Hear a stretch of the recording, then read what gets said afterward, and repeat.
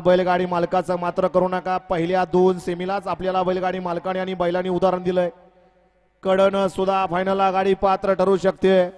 बरेच जण म्हणतात देवाचं नाम स्मरण करतात चिठ्ठ्या निघताना चिठ्ठी मधनी येऊ दे, परंतु कडन निघून सुद्धा फायनलला गाड्या पात्र ठरल्या. शेवटचा सेमी या मैदानातील 8 सुटण्यासाठी सज्ज. कोण होतोय फायनल साठी पात्र? या माग झेंडावाला म्हणतोय माग सरा तवर गाड्या सुटणार नाहीत. माग या वाकून बघणार ड्रायव्हर अय पुढचा. अहो मागणं झेंडा पंच म्हणतोय माग सरा नाही तर गाड्या सोडत नाही. काय करायचं गौरव? तासात थांबलेले या मागे या. शेवटचा सेमी या मैदानातील 8 सुटतोय. 5:15 वाजले.